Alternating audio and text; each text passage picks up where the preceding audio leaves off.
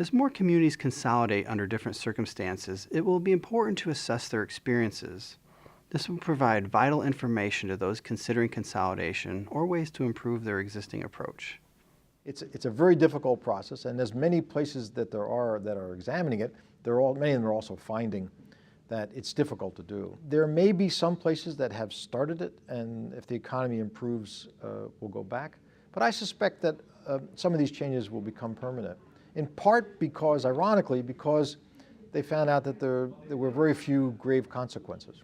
Even if economy got a lot better and we received additional revenues, we'd want to put revenues in putting more staffing on the streets, more staffing in doing some of these other community policing and fire safety programs. I believe over the next 5 years, the economy is going to be okay. That we're kind of leveled out in our community. We've kind of survived the storm. So the new money and new service, I believe that we're hands off for the next 5 years, unless something catastrophic comes around that I don't know about. So I believe that we survived. As we kind of come out of the recessionary time that we've been in and the economy starts to plateau, I think there'll be less and less emphasis on trying to contract or consolidate. It's going to continue. I mean, it's economically, it makes perfect sense. It's increased as of late, and that's an economically driven. You know, if the economy changes, maybe it'll slow down. But I think you're going to see more contracting, more mergers between two cities, and more public safety. I think any way where you can collaborate your resources, stop the redundancy, whether it's public safety again, whether it's contracting with the sheriff, or whether it's two neighboring cities merging into one, I think that's going to be the future, where you get more boom for your buck. But I think we all have to learn how to do more with less. The challenge, I think, is not doing less with less.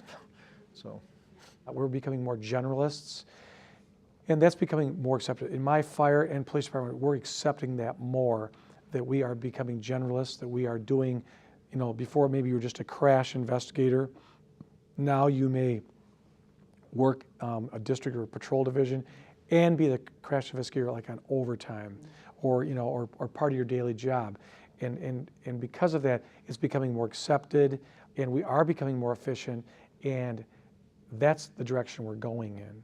The interest is going to continue to grow in police fire consolidation, and that's because not just here in Michigan, but across the United States, coast to coast, many communities are struggling with saving public resources.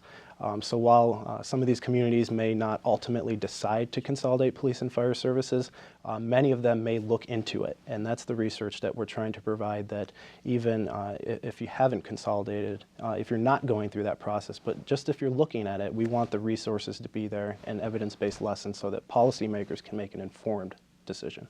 But in the absence of a police department, it really becomes essential to provide basic services to that community.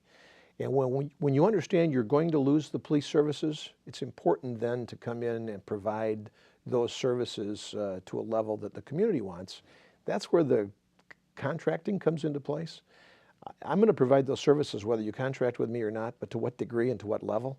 It's never our goal to replace police officers, but it is our goal to make sure that the community is safe.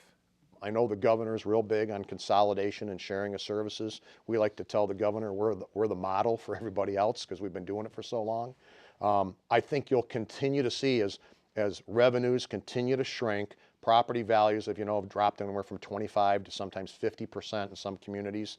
They just don't have the tax base anymore to support the most expensive things you have are police and fire. There's no doubt about it. But at the same time, that's what government is supposed to provide to its citizens. So the two of the most basic things they can provide is the public welfare. So I think you'll continue to see it evolve as time goes on just because of the economics of it. But again, politics sometimes will get in the way. Even when it makes all the sense in the world, politics will still be one of the stumbling blocks. There's no doubt about that. I think it's a never-ending process of taking a look at the systems, the organization, and asking yourself, can we do this better? Can we do it more efficiently? And if we can, how do we do that? Now, relationships are extremely important. And relationships with the unions, relationships with other departments, not only within the city, but within county government. If you don't have those relationships, those working relationships, any type of consolidation is going to be extremely difficult. Communities and public safety agencies will continue to feel pressure to provide quality service at the most reasonable cost. As more communities share their consolidation experiences, it'll be easier for others to assess whether consolidation may be a viable option in their communities.